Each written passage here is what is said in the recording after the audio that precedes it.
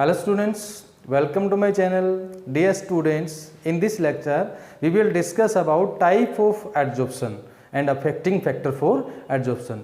ठीक है, तो प्रीवियसली इससे रिलेटेड एक पार्ट जो है वो अपलोड हो चुका है। अगर आपने वो नहीं देखा है तो एक बार चैनल की 12th क्लास केमिस्ट्री के नाम से जो प्लेलिस्ट है उसमें जाके वो वीडियो आप देख सकते हैं। अगर पसंद आए तो आप वीडियो को लाइक करें और अपने जो दोस्त हैं स्टडी रिलेटेड ग्रुप हैं उनके अंदर शेयर करें, ठीक है। और चैनल को आपने सब्सक्राइब नहीं किया है तो प्लीज़ चैनल को सब्सक्राइब करें। अब चलते हैं अगले टॉपिक के। नेक्स्ट टॉपिक आपका है टाइप्स ऑफ एडजॉर्प्शन।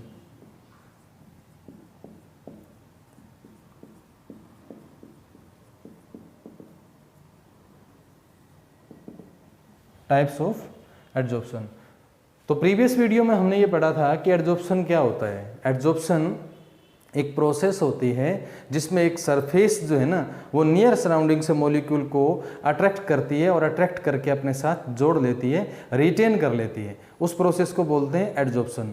उसके बाद हमने ये पढ़ा था कि एडजॉर्प्शन क्यों होता है, क्योंकि वो मॉलिक्यूल जो सरफेस के है वो स्टेबलाइज होते हैं। उसके बाद ये एक्सोथर्मिक प्रोसेस होती है।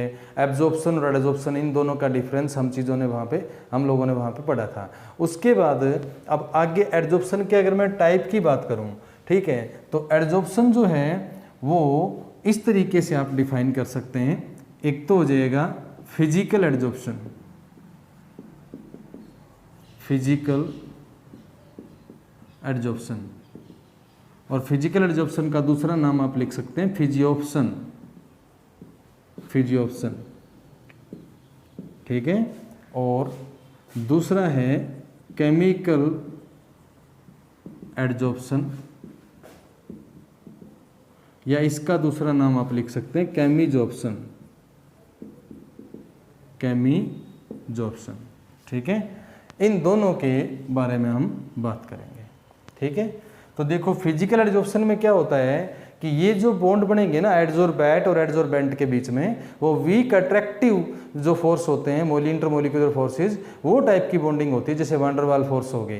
और ये बहुत वीक होते हैं, नॉर्मल टेम्परेचर पे रिलीज हो जाते हैं और इसको आसानी से आप जब मर्जी रिवर्स कर सकते हैं, ठीक है। तो इसकी स्पेशलिटी ये है कि इसमें कोई स्पेशल केमिकल बॉन्ड नहीं बनता और ये रिवर्स हो जाता है, ठीक है। इसमें कोई स्पेशलिटी नहीं होती। जबकि केमिकल एडजॉर्प्शन में क्या होता है, एडजॉर्बैट और एडजॉर्बेंट के बीच में स्ट्रॉन्ग केमिकल बॉन्ड बनता है। और जब केमिकल बॉन्ड स्ट्रॉन्ग बनेगा तो मतलब क्या होगा, परमानेंट हो जाएगी प्रोसेस, इसको रिवर्स नहीं कर सकते आप नॉर्मल किसी प्रोसेस से, ठीक है। तो इसके बारे में पढ़ते हैं। पहले फिजिकल एडजॉर्प्शन है, इसकी डेफिनेशन लिखते हैं। In this type of adsorption, in this type of adsorption week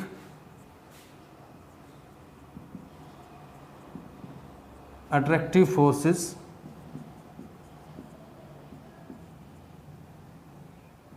like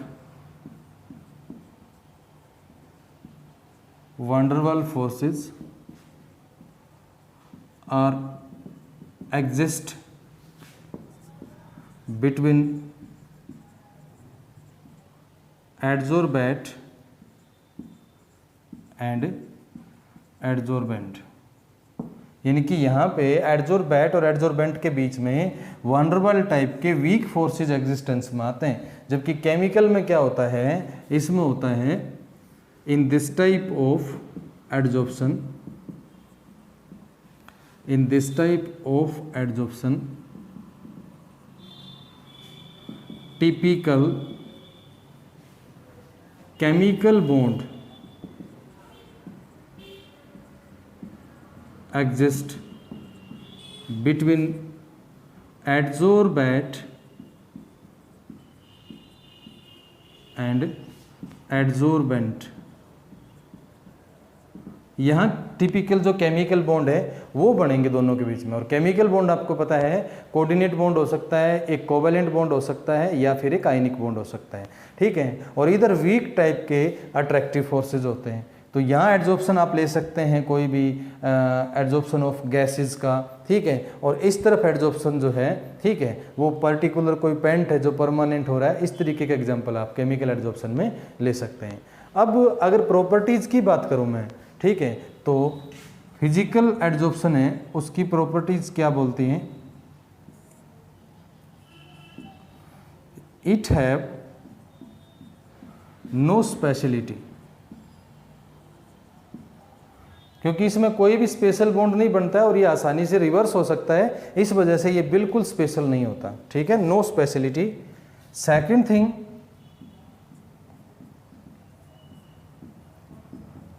it is reversible in nature, reversible in nature, इसको आप जब मर्जी रिवर्स कर सकते हैं। ठीक है। तीसरा, जो एंथैल्पी ऑफ एड्जॉर्प्शन है, एंथैल्पी ऑफ एड्जॉर्प्शन वो फिजिकल एड्जॉर्प्शन में क्या होती है? लो होती है। एंथैल्पी ऑफ एड्जॉर्प्शन होती है लो, यानी कि लगभग 20 से लेके और 40 किलो जूल तक होती है ये, 20 से लेके 40 किलो जूल तक। ठीक है। और यहाँ एंथैल्पी ऑफ एड्जॉर्प्शन को मैं डिफाइन कर देता हूँ, 1 सेकेंड लगेगी। एंथैल्पी ऑफ एड्जॉर्प्शन, तो इसको आप डिफाइन कर सकते हैं, enthalpy change when 1 mole of a adsorbate is completely adsorbed on a surface।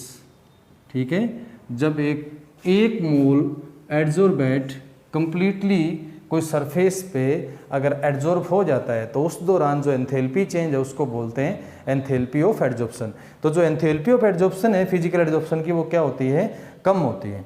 ठीक है। उसके बाद अगर मैं अगली बात करूं इसकी, ठीक है, तो जो फिजिकल एड्जॉर्प्शन है उसके अंदर एक स्पेशलिटी ये है कि कोई भी एक्टिवेशन एनर्जी नहीं होती, नो एक्टिवेशन एनर्जी रिक्वायर्ड। ठीक है। और उसके बाद अगला जो है ना, ये क्या होता है, जो एक्सटेंट ऑफ एड्जॉर्प्शन है, एक्सटेंट ऑफ एड्जॉर्प्शन वो डिक्रीज होता है विद इंक्रीजिंग टेम्परेचर। जब आप टेम्परेचर बढ़ाएंगे तो जो एक्सटेंट ऑफ एड्जॉर्प्शन है वो क्या हो जाएगा? डिक्रीज। अब ये इसके बाद जो वो करवा देता हूँ एक बार, उसके बाद इसका थोड़ा सा और एक्सप्लेनेशन में पढ़ेंगे हम। जो एड्जॉर्बेंट है, ठीक है, उसके और एड्जॉर्बेंट के बीच में अगर केमिकल बॉन्ड है तो उसको बोलते हैं केमिकल एड्जॉर्प्शन। केमिकल एड्जॉर्प्शन जो है ना, उसकी अगर प्रॉपर्टीज़ की बात करूँ मैं, तो प्रॉपर्टीज़ नंबर फर्स्ट, इसमें हमने क्या लिखा था कि इसके पास कोई स्पेशलिटी नहीं होती, जबकि ये हाईली स्पेसिफिक होता है नेचर में। It is highly specific in nature. पहली बात तो इसकी ये होगी। दूसरा,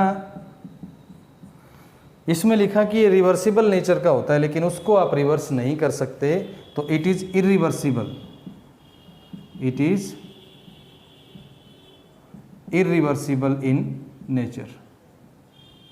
ठीक है, इरिवर्सिबल इन नेचर। तीसरी बात अगर इसकी करें तो इसमें क्या होता है, जो एंथैल्पी ऑफ एड्जॉर्प्शन है वो हाई रहेगी। ठीक है, तो एंथैल्पी ऑफ एड्जॉर्प्शन हाई, लगभग 80 से लेके और 240 किलो जूल तक होती है। यहाँ आपको वेरिएशन मिल सकता है, कहीं कहीं आपको 40 से 400 भी मिल सकता है या 80 से 400 मिल सकता है। तो ये मैं आपको सजेस्ट करूँगा कि जो एनसीईआरटी के अंदर है वो वाली वैल्यू फॉलो करें आप। ठीक है। उसके बाद है जो एक्टिवेशन एनर्जी है वो यहाँ पे रिक्वायर्ड है, क्योंकि केमिकल बॉन्ड बन रहा है। ठीक है, तो activation energy required, activation energy required.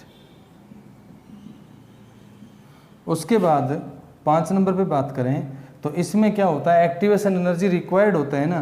ठीक है, तो with increasing temperature firstly extent of adsorption increase then decrease. ठीक है, इसमें पहले इंक्रीज होता है और उसके बाद डिक्रीज होता है। क्यों होता है? ये इफेक्ट ऑफ टेम्परेचर जो है ना, वो थोड़ा सा हम एक्सप्लेन में पढ़ लेते हैं। ठीक है, तो जो फिजिकल एड्जॉर्प्शन है, इसमें क्या होता है? No activation energy required, no activation energy required. So with increasing temperature, bonds between adsorbate and adsorbent are dissociated and extent of adsorption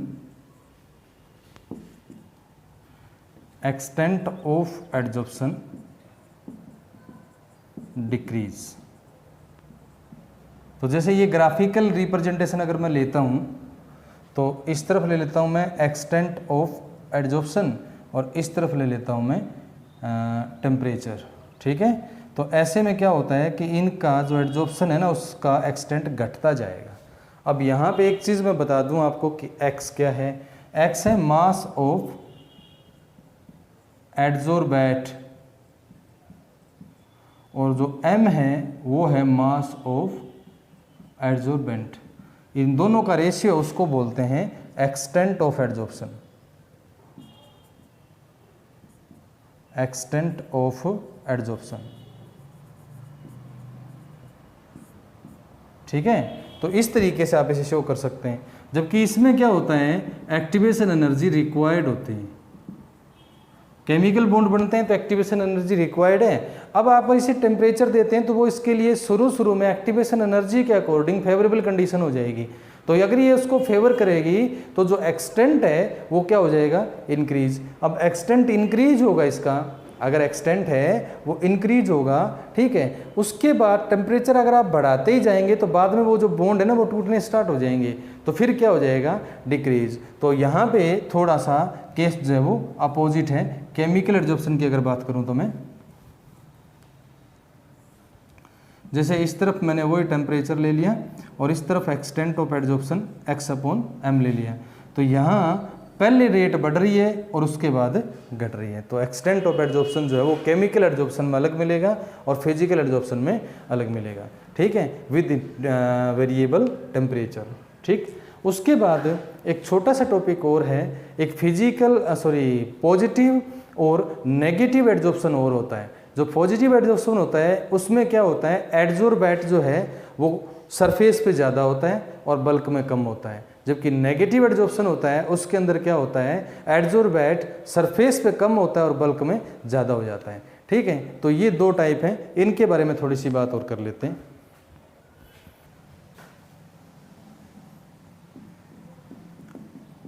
positive adsorption, इसमें क्या लिखेंगे कि when concentration of adsorbate is large, और higher लिख देता हूं, at surface and lesser at bulk, या lesser in bulk कर देता हूं, तो उसको बोलते हैं कॉल्ड पॉजिटिव एड्जॉर्प्शन। और इसका रिवर्स कर देंगे तो वो क्या हो जाएगा? Negative adsorption. यानी कि कंसंट्रेशन ऑफ एड्जॉर्बेट है वो बल्क में जो है ना वो तो होती है हायर, और जो सरफेस होती है उसके ऊपर होती है लेसर, तो इसका उल्टा होता है, उसको बोलते हैं नेगेटिव एड्जॉर्प्शन। तो ये कोई बहुत ज़्यादा इंपॉर्टेंट नहीं था। अब चलते हैं आगे। अफेक्टिंग फैक्टर फॉर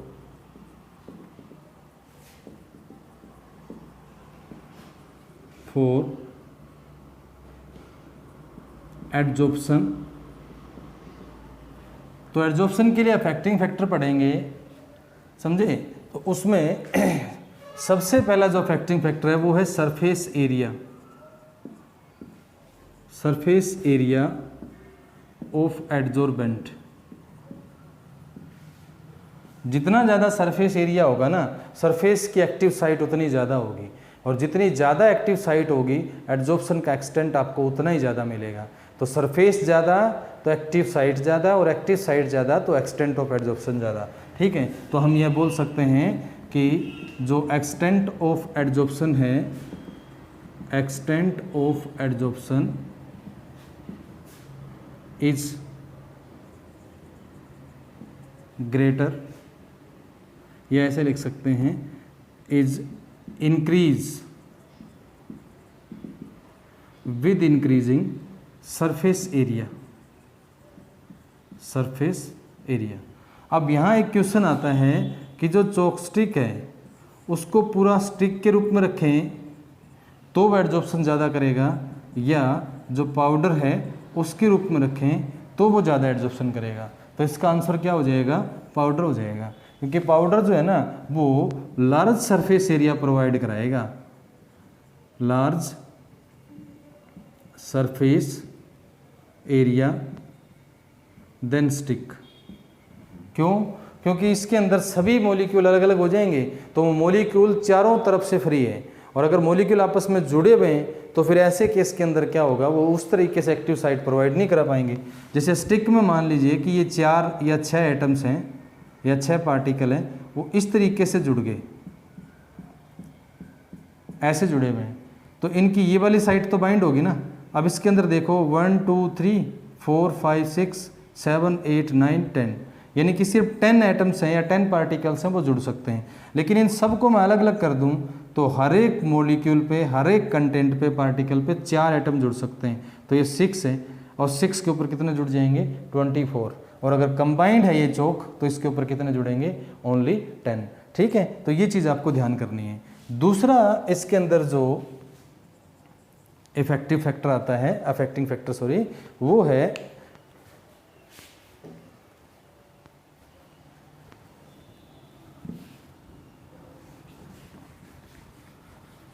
एग्जाम्पल थोड़ा सा साफ कर देते हैं। दूसरा है प्रेशर। तो प्रेशर किसको अफेक्ट करेगा? Pressure affect adsorption of gas on solid. पहली बात तो क्योंकि गैस पे एप्लीकेबल होता है। अब इसके अंदर क्या होता है कि अब जब प्रेशर आप बढ़ाएंगे तो जो एक्सटेंट है ना उसके बढ़ने के चांस ज़्यादा हो जाएंगे, क्योंकि वो सरफेस के और ज़्यादा क्लोज हो जाएंगे, और जो वो अट्रैक्शन है, ठीक है, एड्जॉर्बेट और एड्जॉर्बेंट के बीच में, वो रेज हो जाएगा। लेकिन जब आप प्रेशर मैक्सिमम कर देंगे तो उसके बाद इसका जो एक्सटेंट की रेट है वो क्या हो जाएगी? कांस्टेंट हो जाएगी। तो मैं इस तरीके से इसको समझा सकता हूँ, अगर ग्राफिकल रिप्रेजेंटेशन लेता हूँ तो इस तरफ मैंने P ले लिया। टेम्परेचर आपको कांस्टेंट रखना है, क्योंकि टेम्परेचर अगर आप वेरिएबल रखेंगे तो प्रेशर जो है ना, ठीक है, वो दोनों एक साथ दोनों एप्लीकेबल नहीं होंगे। अब ये ले लिया मैंने एक्सटेंट ऑफ एड्जॉर्प्शन। तो इस तरीके से ये बढ़ता जाएगा, बढ़ता जाएगा, बढ़ता जाएगा, और जैसे ही सैचुरेशन पॉइंट आएगा, ये है सैचुरेशन पॉइंट। सैचुरेशन पॉइंट के बाद ये क्या हो जाएगा? कांस्टेंट हो जाएगा, यहाँ आके कांस्टेंट हो जाएगा। समझ गए? तो यहाँ से यहाँ तक वेरिएबल है, उसके बाद कांस्टेंट है। तो अगर आपसे ये पूछे कि एट मैक्सिमम प्रेशर जो एक्सटेंट ऑफ एड्जॉर्प्शन है उसका क्या एक्शन होगा, तो कभी भी गैस का एड्जॉर्प्शन हो रहा हो सॉलिड पे और मैक्सिमम प्रेशर दे रखा हो तो आप ये कह सकते हैं कि वो कांस्टेंट होगा, क्योंकि मैक्सिमम प्रेशर पे ये कांस्टेंट हो जाता है। सैचुरेशन तक इसकी रेट बढ़ती है, उसके बाद ये कांस्टेंट हो जाता है। और उसके बाद है इफेक्ट ऑफ टेम्परेचर। तो जो टेम्परेचर है इसका इफेक्ट हमने जस्ट अभी इससे पहले वाले टॉपिक के अंदर पढ़ा है, ठीक है, कि जो फिजिकल एड्जॉर्प्शन है उसमें अलग और जो केमिकल एड्जॉर्प्शन है उसमें अलग। तो मैं इफेक्ट ऑफ टेम्परेचर, तो ये वो सेम ही चीज़ हो जाएगी जो पिछले टॉपिक में आपने पढ़ी है। Temperature affect the extent of adsorption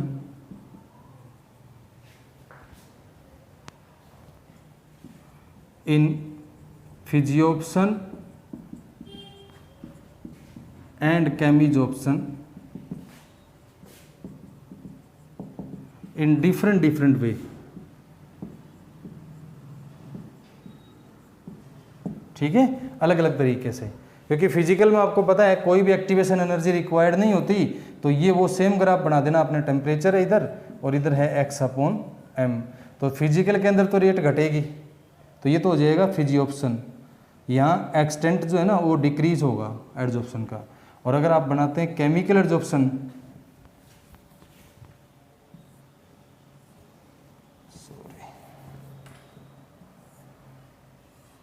तो ये टेम्परेचर, इस तरफ एक्सटेंट ऑफ एड्जॉर्प्शन। अगर आप केमिजोप्शन लेते हैं, केमिजोप्शन, तो उस केस में क्या होगा, देखो पहले रेट बढ़ती है और उसके बाद रेट घट जाती है। ठीक है, तो ये अफेक्टिंग फैक्टर थे एड्जॉर्प्शन के लिए। उसके बाद नेक्स्ट टॉपिक में हम करेंगे जो एड्जॉर्प्शन आइसोथर्म है वो, और एड्जॉर्प्शन जो है उसकी एप्लीकेशंस। ठीक है, तो अगर वीडियो पसंद आ रही हो तो आप प्लीज़ लाइक करें, और चैनल को सब्सक्राइब नहीं किया है तो चैनल को सब्सक्राइब करें। Thanks for watching.